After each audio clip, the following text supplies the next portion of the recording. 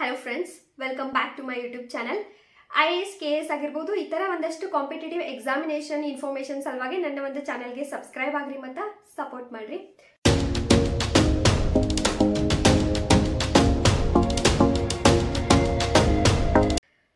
So ಇವತ್ತಿನ ಒಂದು video ಒಳಗೆ ನಾವು ಹ್ಯಾಂಡ್ ರೈಟಿಂಗ್ ಬಗ್ಗೆ ಡಿಸ್ಕಷನ್ ಮಾಡೋಣ. IAS ಮೇನ್ಸ್ ಆಗಿರ್ಬೋದು, KS ಮೇನ್ಸ್, ಇಲ್ಲ ಹ್ಯಾಂಡ್ ರೈಟಿಂಗ್ ಭಾಳ ಇಂಪಾರ್ಟೆಂಟ್ ಏನ, ಹ್ಯಾಂಡ್ ರೈಟಿಂಗ್ ಇಂಪಾರ್ಟೆನ್ಸ್ ಎಷ್ಟ ಅನ್ನೋದ್ರ ಬಗ್ಗೆ ನಾವು ಡಿಟೇಲ್ ನಮಗೆ ಡಿಸ್ಕಷನ್ ಮಾಡ್ಕೊಂತ ಹೋಗೋಣ. ಸೊ ಫಸ್ಟ್ ಒಂದು ನಿಮ್ಮ ಹ್ಯಾಂಡ್ ರೈಟಿಂಗ್ ಭಾಳ ಬ್ಯೂಟಿಫುಲ್ ಇದ್ರ, ಗೋಲ್ ನಮ್ಗೆ ಕ್ಯೂಟ್ ಆಗಿ ಮುದ್ದಾಗೆ ಅಟ್ರಾಕ್ಟಿವ್ ಆಗಿ ಇದ್ರಷ್ಟನ್ನ IAS KS ಒಳಗ ಜಾಸ್ತಿ ಮಾರ್ಕ್ಸ್ ಸಿಗ್ತಾವು ಅನ್ನೋದು ಏನಾರ ನಿಮ್ ಮೈಂಡ್ ಒಳಗಿತ್ತಂದ್ರ ಅದು ಇವತ್ತಿಗೆನ ಡಿಲೀಟ್ ಮಾಡ್ರಿ, ಇರೇಸ್ ಮಾಡ್ಬಿಡ್ರಿ, ಅದನ್ನ ಪಾಯಿಂಟ್ ನ ತೆಗೆದು ಹಾಕ್ಬಿಡ್ರಿ ತಲೆಯಿಂದ. ಸೊ ಹಂಗಾದ್ರ ಕ್ಯೂಟ್ ಇಲ್ಲ, ಮುದ್ದಾಗಿಲ್ಲ ಅಂತಂದ್ರೆ ನನ್ನ ಹ್ಯಾಂಡ್ ರೈಟಿಂಗ್ ಹೆಂಗ್ ಬೇಕಂಗ ಹಾಕವು, ಹಂಗಾದ್ರೆ ನನಗೆ ಮಾರ್ಕ್ಸ್ ಸಿಗ್ತಾವೇನ ಅಗೇನ್ ಒಂದು ಕ್ವಶನ್ ಅರೈಸ್ ಆಗ್ತೈತಿ.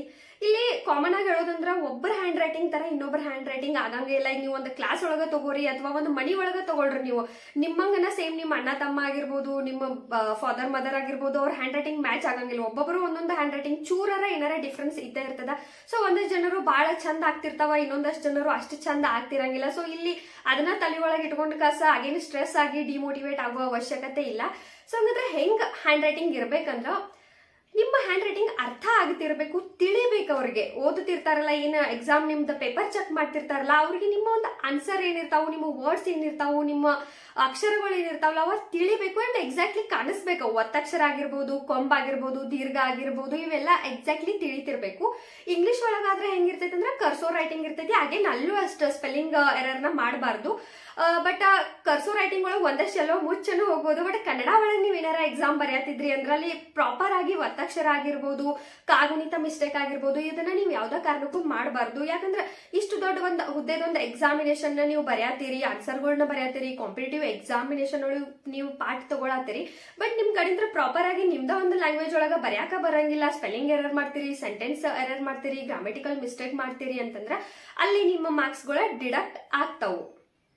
ಸೊ ಫಸ್ಟ್ ಥಿಂಗ್ ಅಂದ್ರ ನಿಮ್ಮ ಹ್ಯಾಂಡ್ ರೈಟಿಂಗ್ ಲೆಜಿಬಲ್ ಇರಬೇಕು, ಅರ್ಥ ಆಗ್ಬೇಕು, ಕ್ಲಿಯರ್ ಆಗಿ ಕಾಣಿಸ್ಬೇಕು. ಯಾವುದೇ ರೀತಿ ಬಹಳಷ್ಟು ಕಾಟುಗಳನ್ನ ಹಾಕೋದು, ಸ್ಕ್ರಾಚಸ್ಗಳನ್ನ ಮಾಡೋದು, ಪೇಪರ್ನ ಚಿತ್ಕಾಟ್ ಮಾಡ್ತಾರಂತಾರಲ್ಲ ಹಂಗೆಲ್ಲ ಮಾಡಬಾರ್ದು. ಕ್ಲಿಯರ್ ಆಗಿರ್ಬೇಕು. ಅಂಡ್ ಪ್ಯಾರಾಗ್ರಾಫ್ಗಳಿಗೆ ಒಂದು ಪ್ಯಾರಾ ನೀವು ಬರೀತೀರಿ, ಆ ಪ್ಯಾರಾ ಆದ್ಮೇಲೆ ನೀವು ಒಂಚೂರು ಜಾಗ ಬಿಟ್ಟು ನೆಕ್ಸ್ಟ್ ಪ್ಯಾರಾ ಬರೀಬೇಕು. ಅವ್ರಿಗೆ ಗೊತ್ತಾಗ್ಬೇಕು ಅಟ್ಲೀಸ್ಟ್ ಇಲ್ಲಿ ಒಂದು ಪ್ಯಾರಾ ಐತಿ, ಅದ್ರ ಆದ್ಮೇಲೆ ಇನ್ನೊಂದು ಪ್ಯಾರಾ ಐತಿ ಅಂತ ಹೇಳಿ. ಸೊ ಇಲ್ಲಿ ಬರೀ ಬ್ಯೂಟಿಫುಲ್ ಹ್ಯಾಂಡ್ ರೈಟಿಂಗ್ ಅಷ್ಟೇ ಇಂಪಾರ್ಟೆಂಟ್ ಅಲ್ಲ, ಅದ್ರ ಜೊತೆ ನೀವು ಪ್ಯಾರಾಗ್ರಾಫ್ ಆಗಿರ್ಬೋದು ಡಿಸೆಂಟ್ ಇರಬೇಕು, ಡಿಸಿಪ್ಲಿನ್ ಇರ್ಬೇಕು. ಅದ್ ನಿಮ್ಮ ಆನ್ಸರ್ ನೋಡಿದ ತಕ್ಷಣ ಎಸ್ ಇಲ್ಲೊಂದ್ ಪ್ಯಾರಾ ಅದ, ಅದಾದ್ಮೇಲೆ ಇನ್ನೊಂದ್ ಪ್ಯಾರಾ, ಅದ್ರ ಬದಲೇ ನೀವು ಜಾಗನೇ ಬಿಡುದ್ಲ ಅಲ್ಲೇ ಹತ್ತೈತೆ ಇನ್ನೊಂದ್ ಪ್ಯಾರಾ ಮಾಡಿರಿ ಅಂದ್ರೆ ಪ್ಯಾರಾ ಐತೆ ಅನ್ನೋದನ್ನ ಗೊತ್ತಾಗಿರಂಗಿಲ್ಲ. ಆ ತರ ಮಾಡ್ಬಾರ್ದು. ಒಂದ್ ಪ್ಯಾರಾ ಆದ್ಮೇಲೆ ಕರೆಕ್ಟ್ ಸ್ಪೇಸ್ ಬಿಟ್ಟು ಕಾಸ ಇನ್ನೊಂದು ಪ್ಯಾರಾ ಬರೀಬೇಕು. ಒಂದು ವರ್ಡ್ ಮಿಡಲ್ ಒಂಚೂರು ಗ್ಯಾಪ್ ಇರಬೇಕು, ಸೆಂಟೆನ್ಸ್ ಮಿಡಲ್ ಒಂಚೂರು ಗ್ಯಾಪ್ ಇರಬೇಕು, ಫುಲ್ ಸ್ಟಾಪ್ಗಳನ್ನ ಅಂಡ್ ಅಪಾಸ್ಟ್ರೋಪಿಗಳನ್ನ ಎಲ್ಲೆಲ್ಲಿ ಯೂಸ್ ಮಾಡ್ಕೋಬೇಕು, ಕೋಡ್ಸ್ ಎಲ್ಲ ಹಾಕಬೇಕು, ಅದನ್ನೆಲ್ಲ ನೀವು ತಿಳ್ಕೊಂಡಿರ್ಬೇಕು.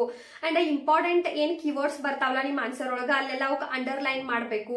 ಅದನ್ನೆಲ್ಲ ಮಾಡೋದ್ರಿಂದ ನಿಮ್ಮ ಆನ್ಸರ್ ರೈಟಿಂಗ್ ಒಂದು ವೇಟೇಜ್ ಹೆಚ್ಚುತ್ತದ, ನಿಮ್ಮ ಒಂದು ಮಾರ್ಕ್ಸ್ ಗಳ ಹೆಚ್ಚು ಸಿಗ್ತಾವು ಹೊರತು ಜಸ್ಟ್ ಚಂದ ಅಕ್ಷರದ ಒಂದ ಕಾರಣಕ್ಕೆ ಅಷ್ಟನ್ನ ಸಿಗಂಗಿಲ್ಲ. ಬಿಕಾಸ್ ಬಹಳಷ್ಟು ಜನರ ಅಕ್ಷರಗಳು ಚಂದ ಆಗ್ತಿರಂಗಿಲ್ಲ. ಸೊ ಡಿಮೋಟಿವೇಟ್ ಆಗಕ್ ಹೋಗ್ಬೇಡ್ರಿ.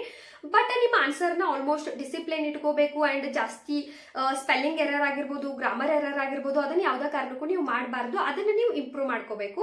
ಇನ್ನು ಇಂಗ್ಲಿಷ್ ಒಳಗೆ ಬರೆಯೋರ್ದ ಸ್ಪೀಡ್ ಸಮ್ವೇರ್ ಮ್ಯಾನೇಜ್ ಆಗ್ತದ. ಬಿಕಾಸ್ 7 to 8 minutes ಒಳಗ ನಿಮ್ಮ ಒಂದು ಆನ್ಸರ್ ಕಂಪ್ಲೀಟ್ ಆಗ್ಬೇಕು IAS ಮೇನ್ಸ್ ಒಳಗ. ಇಲ್ಲ ಅಂತಂದ್ರೆ ನೀವು 2-3 ಆನ್ಸರ್ ನೀವು ಬರೆಯೋದನ್ನ ತಪ್ಪುತ್ತದ. ಬಿಕಾಸ್ ಟೈಮ್ ಜಾಸ್ತಿ ಇರಂಗಿಲ್ಲ. ಸೊ ಪೂರ್ತಿ ನೀವು ಕ್ವಶನ್ ಪೇಪರ್ ಪೂರ್ತಿ ನಿಮ್ದೊಂದು ಆನ್ಸರ್ ಕಂಪ್ಲೀಟ್ ಆಗ್ಬೇಕು ಪೇಪರ್ ಅಂತಂದ್ರ 7 to 8 minutes ಒಳಗ ನೀವು ಒಂದು ಆನ್ಸರ್ ನ ಕಂಪ್ಲೀಟ್ ಮಾಡ್ಬೇಕಾಗ್ತದ. ಇಂಗ್ಲಿಷ್ ಒಳಗೆ ಇದೊಂದ್ ಸ್ವಲ್ಪ ನಡೀತದ, ಬಟ್ ಕನ್ನಡ ಒಳಗೆ ಒಂಚೂರು ಸ್ಲೋ ಆಗ್ತೈತಿ. ಯಾಕಂದ್ರೆ ಅಲ್ಲಿ ಒತ್ತಕ್ಷರ ಆಗಿರ್ಬೋದು, ಕಾಗುಣಿತ ಆಗಿರ್ಬೋದು, ಇದೆಲ್ಲ ಒಂಚೂರು ಜಾಸ್ತಿ ಟೈಮ್ ತಗೋತೈತಿ. ಹಿಂಗಾಗಿ ಕನ್ನಡ ಮೀಡಿಯಂ ಒಳಗ ಯಾರ IAS ಆಗಿರ್ಬೋದು, KS ಮೇನ್ಸ್ ನ ಬರೆಯತ್ತಿರಲ್ಲ ಅವ್ರು ಒಂಚೂರು ಸ್ಪೀಡ್ ನ ಇನ್ಕ್ರೀಸ್ ಮಾಡ್ಕೊಡ್ರಿ, ಜಾಸ್ತಿ ಪ್ರಾಕ್ಟೀಸ್ ಮಾಡ್ಕೊಡ್ರಿ. ನೀವೇನ್ ಪ್ರಾಕ್ಟೀಸ್ ಮಾಡ್ತಿರಲ್ಲ ಅವಾಗ ನಿಮ್ ಹ್ಯಾಂಡ್ ರೈಟಿಂಗ್ ಅನ್ನು ಇಂಪ್ರೂವ್ ಆಗ್ತಾವ. ಜೊತೆಗೆ ನೀವ್ ಏನಾರ ಸ್ಪೆಲ್ಲಿಂಗ್ ಎರರ್ಗಳ, ಕಾಗುಣಿತ ಎರರ್ ಏನಾರ ಮಾಡತ್ತೀರಿ ಅಂದ್ರ ಅವು ಕರೆಕ್ಟ್ ಆಕವು. ಅಂಡ್ ಆನ್ಸರ್ ಬರ್ಕೊಂತ ಡಿಸಿಪ್ಲಿನ್ ಅನ್ನು ನಿಮ್ಗ ಬರ್ತದ. ಯಾವ ತರ ಪ್ಯಾರಾಗ್ರಾಫ್ ನ ಮಾಡ್ಬೇಕು, ಯಾವ ತರ ವರ್ಡ್ಸ್ ಮಿಡಲ್ ಗ್ಯಾಪ್ ಕೊಡ್ಬೇಕು, ಯಾವ ತರ ಬರೆದ್ರೆ ನಿಮ್ಮ ಆನ್ಸರ್ ಅಟ್ರಾಕ್ಟಿವ್ ಕಾಣಿಸ್ತಾವು ಅನ್ನೋದೆಲ್ಲ ನಿಮಗ ಪ್ರಾಕ್ಟೀಸ್ ಇಂದ ಗೊತ್ತಾಗ್ತದ. ಸೊ ಹ್ಯಾಂಡ್ ರೈಟಿಂಗ್ ರಿಲೇಟೆಡ್ ನಿಮ್ಮ ಡೌಟ್ಸ್ ಗಳು ಕ್ಲಿಯರ್ ಆಗ್ಯಾವ ಅನ್ಕೋತೀನಿ. ಅಗೇನ್ ಏನಾರ ಡೌಟ್ಸ್ ಇದ್ದಂದ್ರ ಕಮೆಂಟ್ ಮಾಡ್ರಿ. ನೆಕ್ಸ್ಟ್ ವಿಡಿಯೋಗೆ ಸಿಗೋಣ. Thank you.